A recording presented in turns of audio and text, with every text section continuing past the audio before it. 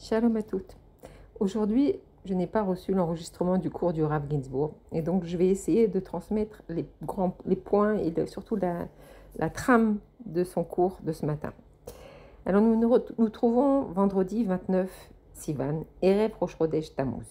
Et sa date, elle est très très importante, qu'on va le voir.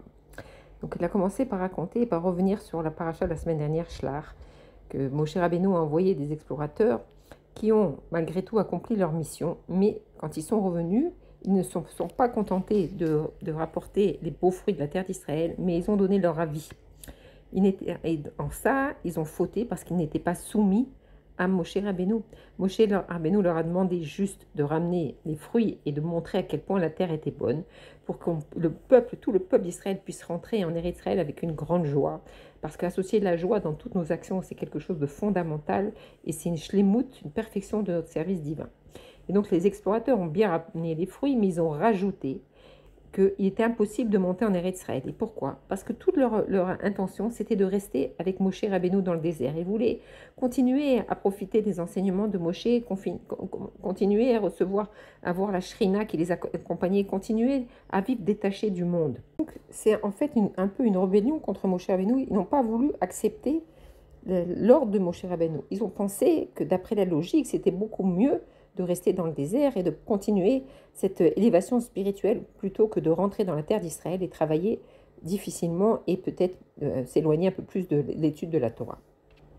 Et Dafka, leur rapport a provoqué une fin dramatique puisque ça a provoqué la mort de toute la génération. Et même de Moshe Rabbeinu, ils n'ont pas pu rentrer en Eretz d'Israël. C'est seulement 40 ans après qu'ils ont pu rentrer.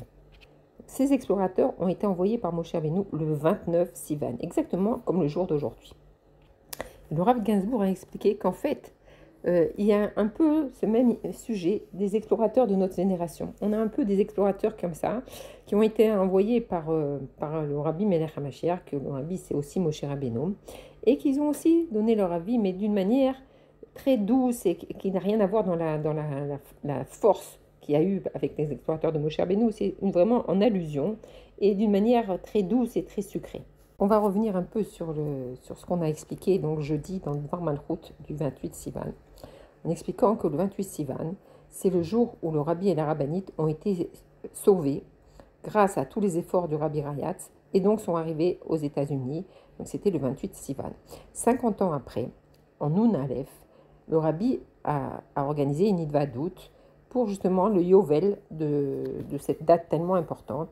Et il était prévu qu'il distribue un petit recueil avec plusieurs sichot et mamarim, justement datés du 28 Sivan, et aussi un dollar du Rabbi.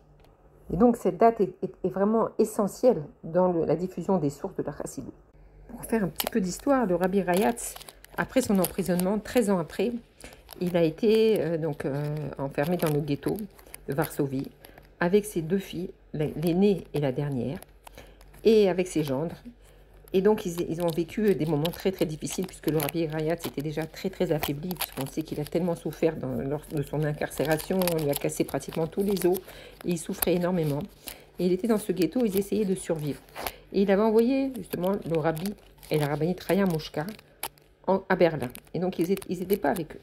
Et donc le Rabbi de Berlin a tout fait et a utilisé toutes ses connaissances pour faire pression sur le gouvernement pour libérer le Rabbi Rayatz et sa famille. Et en effet, les nazis eux-mêmes sont venus pour libérer le Rabbi Rayatz. C'était quelque chose de vraiment phénoménal, je crois que ça n'est jamais arrivé dans le courant de l'histoire. Et le Rabbi Rayatz, au lieu de dire oui, je sors tout de suite, il a dit non, je sors pas sans ma famille. Et il a donné une liste de 22 personnes pour être sauvés. Et effectivement, ils ont été sauvés, les 22 personnes. Malheureusement, sa jeune fille et son mari sont restés là-bas au ghetto parce qu'ils ne voulaient pas abandonner les parents de son mari qui étaient déjà très affaiblis et très vieux. Et donc malheureusement, ils ont été déportés et exterminés. Et d'ailleurs, le Rabbi fait toujours le Kaddish lors de leur Yortzeit. Donc grâce à cela, le Rabbi et sa femme sont arrivés, tout son entourage sont arrivés aux États-Unis, au Hachem, ils ont été sauvés. Et 1 an et demi après, le Rabbi et sa femme, la rabbinite Raya Mouchka, ont été sauvés du nazisme. On sait qu'ils se trouvaient en France et que justement le Rabbi Rayatz a vraiment travaillé très dur pour obtenir les visas et tous les papiers pour pouvoir sortir de la France. Ils ont réussi à monter dans le dernier bateau et sont arrivés le 28 Sivan. Et à partir de ce moment-là, alors le monde a connu vraiment une révolution. Il y a une diffusion du judaïsme qui n'a jamais été opérée. Vraiment, les sources se sont répandues dans le monde entier. Le Rabbi a envoyé des shluchim dans le monde entier. Et de cet endroit qu'on appelle l'hémisphère, le bas de l'hémisphère, le bas du globe terrestre qui n'avait pas reçu la lumière de Matan Torah, est devenu le symbole, et de là et par toute la lumière pour illuminer le monde. De cet endroit le plus bas du monde sort toutes les shluchim et toutes les lumières, tous les enseignements sortent de cet endroit-là, le 770. Et le Rabbi d'expliquer que le 770, c'est les mêmes lettres que Paratzta, et c'est que justement grâce à tout ce travail qui est fait du bas, c'est comme ça qu'on va élever tout le globe terrestre et tout le binyan. C'est quand on s'occupe du bas justement, qui est Dafka dans les endroits les plus bas, c'est là qu'on va dévoiler l'essence d'Akadosh Baruch Hu. Et donc dans cette sikha, le Rabbi explique que voilà, on a fini tout le travail de décantation du monde, il est terminé. Tout le monde a reçu la Torah grâce à cette diffusion du judaïsme, puisque le mois de Sivan, c'est le mois de la Torah, et le 28 Sivan, c'est le Koach de la Torah.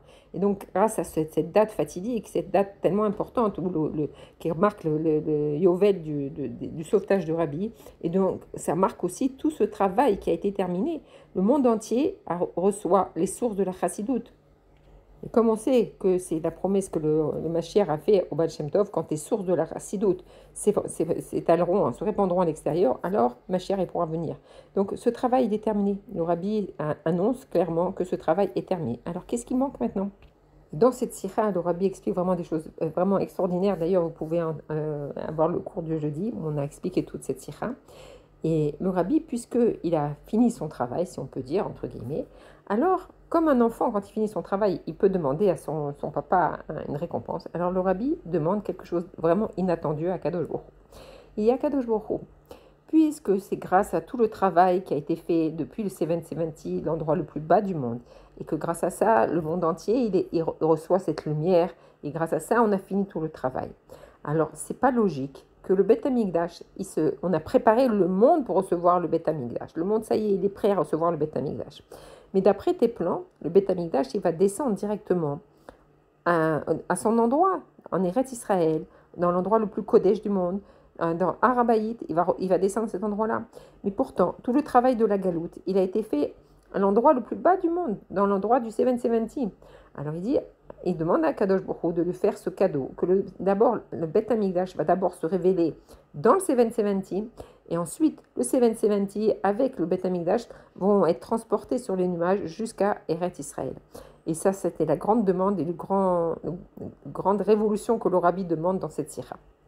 Et donc ce jour du 28 Sivan, Nun Aleph, le Rabbi est parti très tôt au Ohel, et on sait quand il allait sur le tombeau du Rabbi précédent.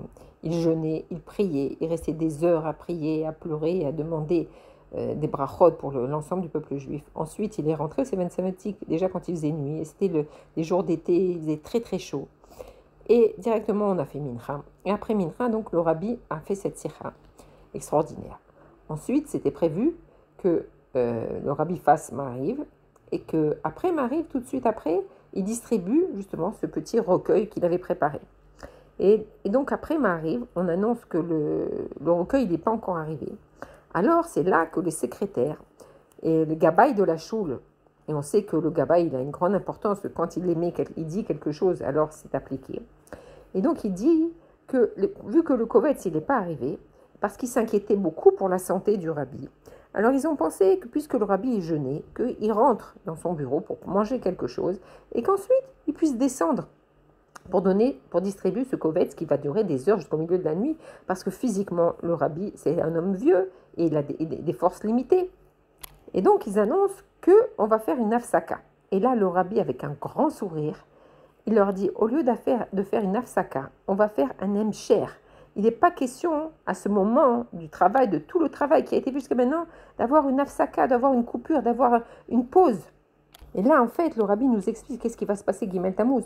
Il nous dit que Gimel Tammuz, ce n'est pas une pause, c'est pas un changement de programme, Chas Shalom, mais c'est une continuité. C'est qu'une fois qu'on a fini tout ce travail de décantation du monde, que le monde il est prêt à recevoir Mashiach, maintenant il y a un nouveau travail. Et c'est quoi ce nouveau travail? C'est justement le travail du 29 Sivan, Erev Rosh Chodesh Tammuz. Et il explique que de la même manière que la lune, elle disparaît complètement le 29 du mois pour se renouveler le premier du mois. Et pourquoi on ne voit plus du tout sa lumière le 29? C'est parce qu'elle est complètement annulée au soleil. Elle est complètement unie, dans une unité parfaite avec le soleil. Et puisqu'elle est unie complètement avec le soleil, elle ne peut pas diffuser sa lumière parce qu'elle est collée au soleil. Et il nous dit que c'est exactement le travail qu'on doit faire maintenant. De la même manière que la lune, elle est complètement annulée au soleil. Alors le peuple juif, il doit complètement s'annuler à Akadosh Baruch Hu. Et par le fait qu'on va s'annuler avec Akadosh Baruch Hu, on va devenir une entité unique. C'est-à-dire, ce n'est pas deux parties, mais une seule, le un, le yachid, l'unicité avec Akadosh Baruch Hu. C'est-à-dire qu'on va dépasser toutes les limites de la nature et toutes les limites qui peuvent exister pour être un avec Akadosh Baruch Hu. Et à partir du moment où on a cette unité avec Akadosh Baruch Hu, il n'y a plus de liaison avec les forces du mal, avec la mort, avec les coupures. C'est une continuité. Et le rabbi il insiste beaucoup pour nous dire que c'est une continuité, que maintenant on est dans une phase d'union avec Akadosh Baruch Hu. Et comment peut-on faire ce travail? C'est par le Gilouï. C'est quoi le Gilouï? On voit qu'entre Gola et Géoula, on sait qu'il y a une seule lettre de différence et c'est le Aleph, c'est-à-dire introduire Akadosh Baruch Hu dans tous les domaines de notre vie. Mais il y a la première lettre qui est la même lettre, la lettre Gimel, qui signifie le Gilouï. C'est-à-dire que dans la Gola, quand on est enfoncé dans l'obscurité, savoir que cette obscurité, c'est déjà la Géoula. C'est déjà Akadosh Baruch Hu, c'est En On Mivado. Et quand on fait ce travail-là, alors on révèle que la Gola, c'est Akadosh Baruch Hu. Et le Rav Ginsburg a donné un exemple extraordinaire. Il a dit, imaginez que vous allez voir un volcan en éruption. Si vous vous préparez pour aller voir ce volcan en éruption, alors vous allez voir cette chose-là comme quelque chose de phénoménal et quelque chose d'extraordinaire. Mais si quelqu'un il est surpris par ce volcan en éruption, alors c'est tout le contraire, c'est une grande angoisse. Tout dépend de comment on est préparé. Et c'est ce que veut Rabbi nous explique ici, que tout est là. C'est à nous de changer notre façon de voir pour voir que c'est la Géoula. Et donc, dans cette sira qui était complètement imprévue et que le Rabbi a vraiment fait d'une manière spontanée, il explique aussi qu'Akadosh Baruch Hu, il a besoin, si on peut dire, il a besoin de nous, il a besoin de chacun du peuple d'Israël pour faire ce travail. C'est-à-dire, qu'est-ce qu'il demande à chacun du peuple d'Israël? On sait quand on est associé avec quelqu'un, c'est qu'on a chacun une part de responsabilité. Akadosh Baruch Hu, il est le maître du monde. En quoi nous, on peut ajouter quelque chose à Akadosh Baruch Hu? Alors le Rabbi nous dit oui. Qu'est-ce que le juif il peut rajouter? Eh bien la seule chose que Akadosh Baruch Hu il ne peut pas faire, parce que de son côté tout est Gdusha et tout est lumière. Mais le juif, quand il est au fin de l'obscurité, dans l'épreuve, et qu'il se dise oui, là c'est aussi Akadosh Baruch Hu, parce qu'il n'y a rien en dehors d'Akadosh Baruch Hu. Même si ce que je vois, que Dieu préserve tout ce qu'on a pu vivre depuis le 7 octobre et continuer à vivre, c'est des horreurs. Mais on doit savoir que c'est le processus de la Géoula. On doit savoir que c'est organisé par Akadosh Baruch Hu, même si c'est très difficile de penser une chose pareille. Et donc, dans la Sikha, le Rabbi continue, et c'est tellement beau de voir en vidéo, le Rabbi, il dit, il faut que chaque juif, il soit maskim. Et il répète 5 fois, maskim, maskim, maskim, que chaque juif, il s'engage et il soit d'accord à révéler que En On Milvado, dans toutes les situations, En On Milvado. Donc par ce bitoul, parce que ça nous empêche de réfléchir, c'est plus dans notre logique de penser que tout est Dieu, même les choses difficiles qu'on voit. Alors, ça nous permet, grâce à ce bitoul, de nous unir totalement avec Akadosh Baruch Hu. Et à partir du moment où on s'unit avec Akadosh Baruch Hu, alors toutes les limites, elles sont brisées. Et c'est la Géoula Bezrat Hashem. Et c'est ça le problème qu'il y a eu des Gabaïm.